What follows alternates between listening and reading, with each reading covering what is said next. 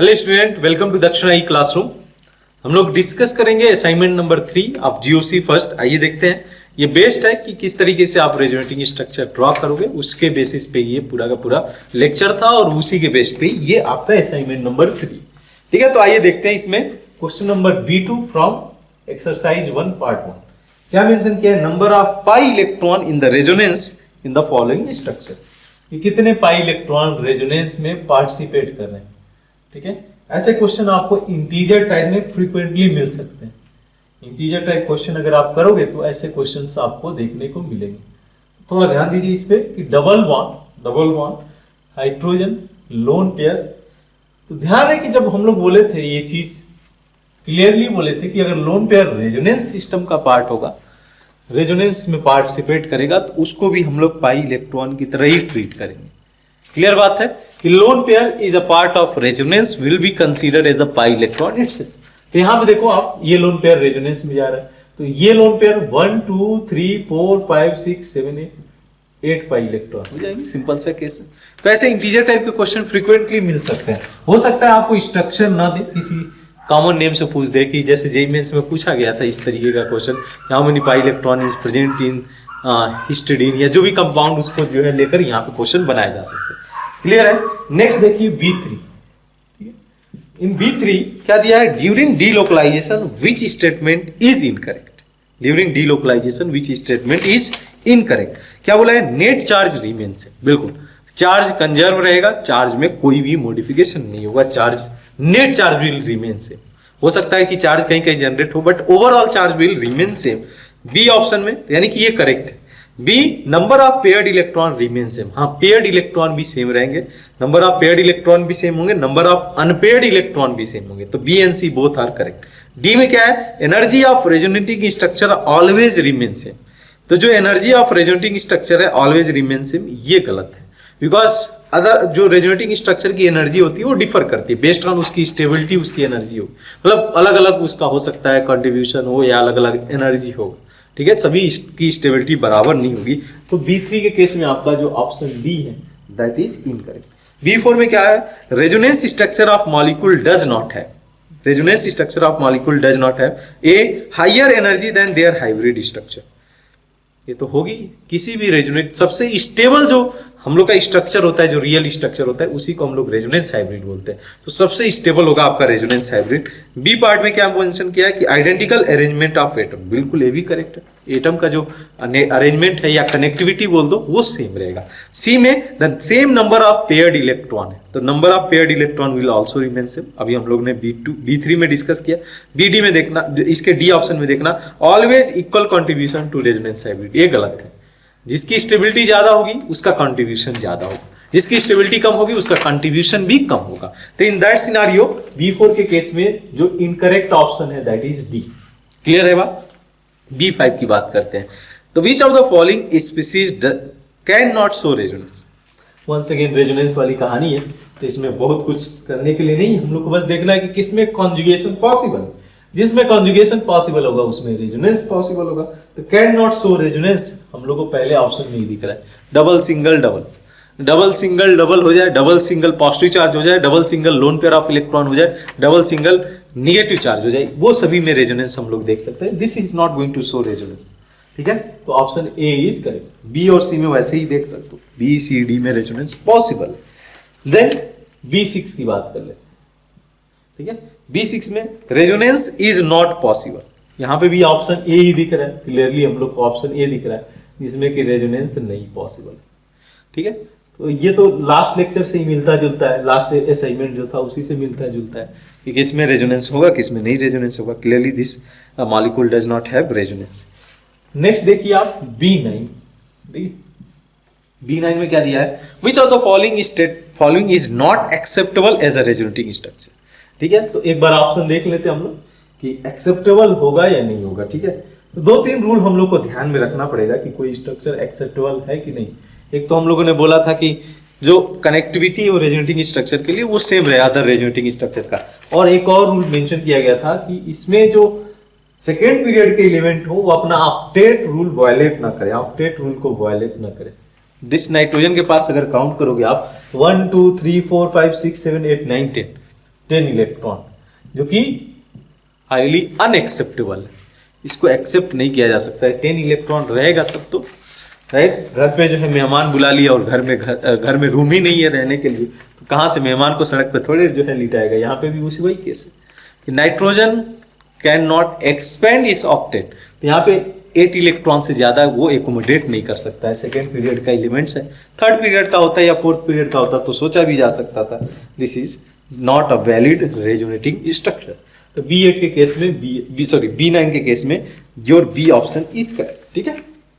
Now moving to next B10, what they have mention, which of the following is not pair of resonating structure.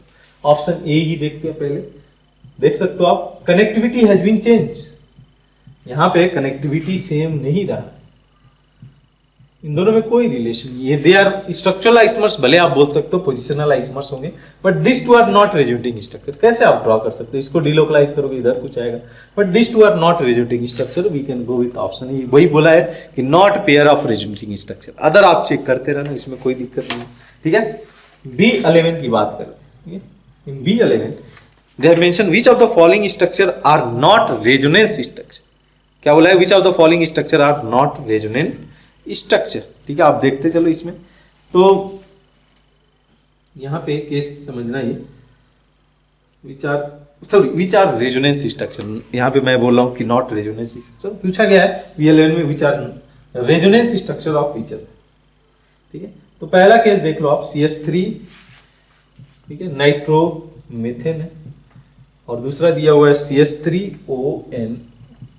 देख सकते हो clearly, connectivity of atom has been change, connectivity of atom has been change, this can not be resonance structure of each other, ठीक है। ए तो हम लोग को नहीं देख सकते, बी की बात करते हैं। बी के केस में CH3 C++O CH2 माइनस, ठीक है। अगर इस इलेक्ट्रॉन को आप इधर डिलोकलाइज करोगे, जो स्ट्रक्चर बन के आएगा ये कुछ ऐसे दिखेगा, ठीक है, C++O, clearly they are the RS of each other, तो B is correct. Similarly C और डी आप देख लेना। बी तो हम लोग को चाहिए कि किसमें रेजोनेंस स्ट्रक्चर, आपस में एक दूसरे के रेजोनेंस स्ट्रक्चर, ठीक है। मूव करते हैं नेक्स्ट सेक्शन की तरफ, B12, ठीक है। नेक्स्ट क्वेश्चन B12 है, among the given set which represent the resonating structure. Same कहानी वंस अगेन रिपीट करेगी, ठीक है। हम लोग को देखना है कि किस एक दूसरे के रेजोनेटिंग स्ट्रक्चर हो सकते हैं या नहीं हो सकते, ठीक है। स्ट्रक्चर को ड्रॉ करो, चीजें अपने आप समझ में आ जाएंगी, ठीक है। ऑर्गेनिक केमिस्ट्री सीखना है तो फिर आपको खुद से स्ट्रक्चर ड्रॉ करना पड़ेगा, बस एक ही फंडा है इसका। ऑर्गेनिक सीखने के पहले खुद से ड्रॉ करके देखो, जितना आप ड्रॉ कर सकते हो, तभी आपको रियलाइज होगा, ठीक है। तभी आपको रियलाइज होगा कि आइसोब्यूटाइल ग्रुप में और सेकेंडरी ब्यूटाइल ग्रुप में क्या डिफरेंस है, क्योंकि ये डाउट मेरे 1 महीने तक, 1.5 महीने तक मेरे पास आते रहे। What is the difference between isobutyl and secondary butyl, ठीक है। मैं बोला पहले खुद से ड्रॉ करके तो देखो, अपने आप डिफरेंस समझ में आएगा कि आइसोब्यूटाइल किसको बोलते हैं और सेकेंडरी ब्यूटाइल किसको बोला जाता है। भटक रहे हैं हम लोग रास्ते से, बट ये डाउट अभी नहीं आना चाहिए ना। ये अगर यहाँ पे मैं बैलेंसी फ्री कर दूं तो सेकेंडरी ब्यूटाइल बोला जाता है, इस वाले ग्रुप से यहाँ पे बैलेंसी फ्री कर दिया जाए, इसको फ्री कर दिया जाए तो इसको आइसोब्यूटाइल। दोनों में डिफरेंस है, हाँ। इसको जो है जब स्ट्रक्चरल आइसोमरेज फिनिश होने वाला था तब तक मेरे पास डाउट आता रहा कि what is the difference between secondary and isobutyl. क्या आइसोब्यूटाइल को सेकेंडरी ब्यूटाइल नहीं बोल सकते? नहीं बोल सकते, बोथ आर डिफरेंट, ठीक है। आप खुद से एक बार ड्रॉ करके देख लो ना। वही है कि ड्रॉ करोगे तब खुद विजुअलाइज करोगे, आप सीखोगे, सुनोगे, एक कान से सुने एक कान से निकाल दो, खुद से ड्रॉ करो। केमिस्ट्री सीखना है, ऑर्गेनिक केमिस्ट्री, तो आपको ड्रॉ करके देखना पड़ेगा स्ट्रक्चर को, और फिर आप समझ सकते हो कि कहाँ पे मैं मिस्टेक कर रहा हूँ, ठीक है। This two are the resonance structure of each other. Just check the connectivity of atom has been changed. These two cannot be a resonating structure of each other. Now moving to option B, what they have mentioned, HOC11N। यहाँ पे देख लीजिए आप, positive charge है, negative charge है। यहाँ पे connectivity पहले देख लो कि connectivity remain intact in two resonating structure, connectivity is not going to change, केवल और केवल पाई इलेक्ट्रॉन डिलोकलाइज होगा। तो आप देख सकते हो यहाँ पे वो केस मुझे दिख रहा है। तो these two are the resonating structure of each other. We can go with the option B for question number B12. Now moving to B13, ठीक है। आप C और D आप खुद से चेक करना, ठीक है। C और D आप देख सकते हो कि वो भी आपस में they are not resonating structure of each other। बोला गया है B13 में कि in which of the following resonance is not possible. किसमें रेजोनेंस पॉसिबल नहीं? देखो आप, पहला CH2 double bond C double bond CH2, क्या इसमें रेजोनेंस पॉसिबल है? नहीं। रेजोनेंस तब पॉसिबल होता है जब p ऑर्बिटल आपस में कनेक्टेड।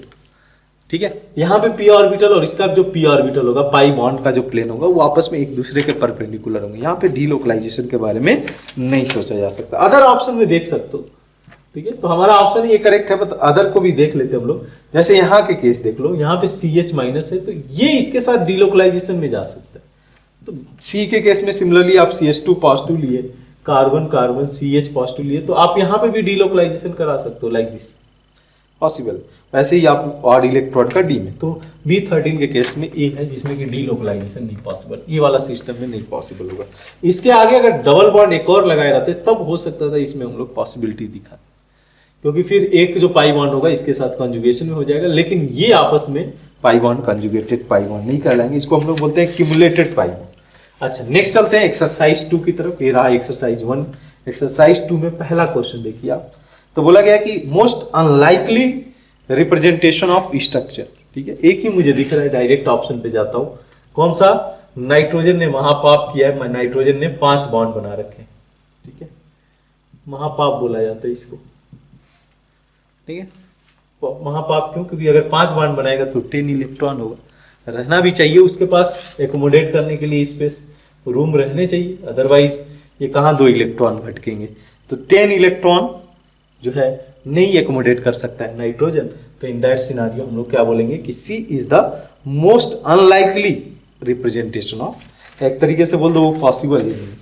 नाउ देखिए आप, नेक्स्ट मूव करते हैं। क्वेश्चन नंबर 18 जो हम लोग का दिया गया था, बोला गया कि इन दिस मॉलिक्यूल, कौन सा मॉलिक्यूल है ये हमारा? ये मॉलिक्यूल है।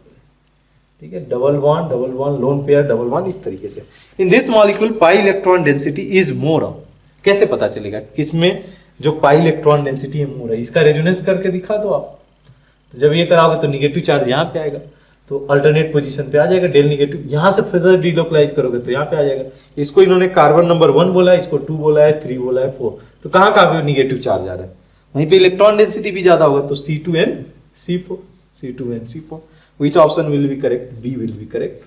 Now 19 के केस में आप देखना, 19 एक अच्छा खासा केस स्ट्रक्चर है। ये हम लोग आगे चल के एरोमेटिक सिस्टम में कंसीडर करेंगे, because the boron have vacant p orbital. ठीक है, स्ट्रक्चर सही जा रहा है। 1 2 3 4 5 6 7 यस करेक्ट ओनली। नाउ क्या इसमें मेंशन किया गया है? देखें हम लोग 1 by 1।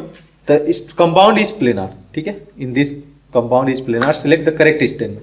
The boron is sp2 hybrid. बिल्कुल ये sp2 होगा, और इसके पास में एक वैकेंट p ऑर्बिटल होगा, जिसमें ये पाई इलेक्ट्रॉन कभी भी एंट्री मार सकता है। ठीक है, next B, the boron is sp2 hybridize in a hybrid orbital contain an unshared pair of electron. ठीक है, तो 1 by 1 ऑप्शन देखते चलते हैं। Boron is sp2 hybridize in p orbital contain an unpaired electron. यहाँ पे अनपेयर्ड इलेक्ट्रॉन नहीं होगा, यहाँ तो वैकेंट p ऑर्बिटल है ना। नेक्स्ट B जो है वो सेम कहानी है, sp2 hybridize in a hybrid orbital contain an unshared pair of electron, ये भी गलत है। The boron is sp2 hybridize and hybrid orbital is vacant, ये कैसे हो सकता है? हाइब्रिड ऑर्बिटल तो फील्ड होगा। The boron is sp2 hybridize and p orbital is vacant, D option will be correct. ये मुझे चाहिए, वैकेंट p ऑर्बिटल होता है, इसमें ये पाई इलेक्ट्रॉन डीलोकलाइज हो जाता है। आगे चल के इसको सिस्टम को हम लोग एरोमेटिक बोलेंगे विथ 6 पाई इलेक्ट्रॉन सिस्टम के साथ। ठीक है, क्लियर है बात इतनी? चलें आगे बढ़ें इसमें। ठीक है, नेक्स्ट देखते हैं हम लोग। क्वेश्चन नंबर 5 देखिए, क्या बोला है कि in which how many of the cases the negative charge is delocalised. Question number 5 ये आ गया। इसका क्या बोला गया है कि in which of the following negative charge is delocalised. Structure आप ड्रॉ कर लो एक बार। डबल बॉन्ड निगेटिव, जितना ड्रॉ करोगे उतना सीखोगे। बिल्कुल ये डीलोकलाइज हो सकता है, इसको आप कंसीडर कर सकते हो। सिमिलरली अदर केसेज में CH2 माइनस, ये भी डीलोकलाइज हो सकता है, इसको भी आप कंसीडर कर सकते हो। नेक्स्ट देखना आप, डबल बॉन्ड ये निगेटिव चार्ज है, ये भी डीलोकलाइज हो सकता है। ये नहीं cases, sorry, structure is like this, तो ये नहीं डीलोकलाइज होगा ना। डबल बॉन्ड सिंगल फिर निगेटिव चार्ज आ रहा है, here we can not, negative charge can not delocalize. Now moving to next, like this. यहाँ पे है आपका डबल बॉन्ड निगेटिव, हाँ यहाँ पे रेजोनेंस पॉसिबल है, डीलोकलाइजेशन पॉसिबल। नेक्स्ट केस आप देख लो कि CH3 यहाँ पे निगेटिव चार्ज है, यहाँ पे भी डीलोकलाइजेशन नहीं possible. Now consider this one, ये हम लोग का एक इंपॉर्टेंट मॉलिक्यूल है साइक्लोपेंटाडाइनाइल एनाइन। ये सिस्टम एरोमेटिक भी होगा, आगे चल के डिस्कशन का पार्ट बनेगा। दिस सिस्टम इज एरोमेटिक, इसमें हाईली डीलोकलाइजेशन होगा और जो निगेटिव चार्ज है हर कार्बन 1/5 अपने ऊपर शेयर करेंगे। नेक्स्ट देखिए आप, नेक्स्ट केस देखिए ऑक्सीजन, सॉरी यहाँ पे है आपका ऑक्सीजन, यहाँ पे ऑक्सीजन, यहाँ पे निगेटिव चार्ज। यहाँ पे क्या डीलोकलाइज करा सकते हो? नहीं करा सकते हो, ऑक्सीजन सेकेंड पीरियड एलिमेंट है।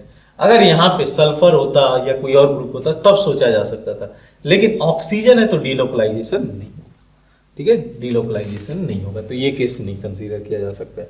सिमिलरली आप देखो ये वाले में बहुत लोगों को गलती हो सकता है, ये वाला प्रॉब्लम क्या है, इसमें भी डीलोकलाइजेशन मैं नहीं करा सकता, बिकॉज देखो जो निगेटिव चार्ज आया हुआ है, एक यहाँ पे इलेक्ट्रॉन होगा ऐड हुआ होगा तभी आया होगा।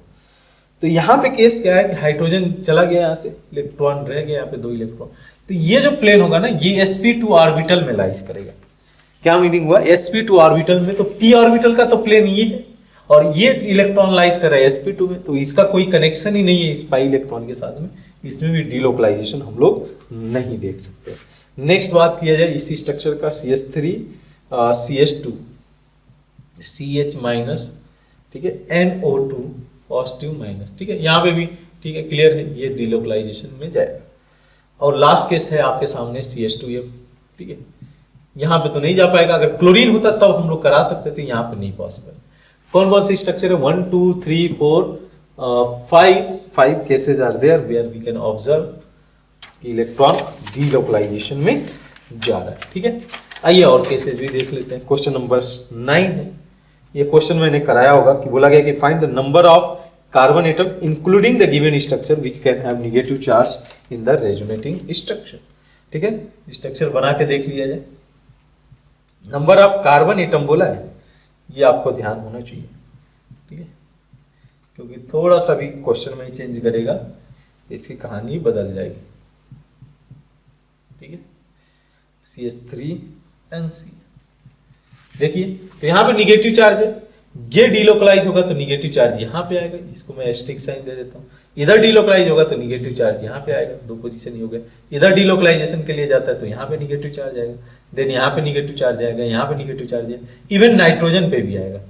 यहाँ से निगेटिव चार्ज अगर इधर डीलोकलाइज होता है तो नाइट्रोजन पे भी आएगा। लेकिन हमसे पूछा है कि कार्बन वाले कंसीडर करने हैं, तो कार्बन में 1 2 3 4 5 और ये 6 एटम है जहाँ पे निगेटिव चार्ज आ रहा है, ठीक है। क्वेश्चन नंबर 10 जो पूछा हुआ है ये हाइपर कॉन्जुगेशन का है, आगे के कॉन्सेप्ट में यूज किया हुआ है।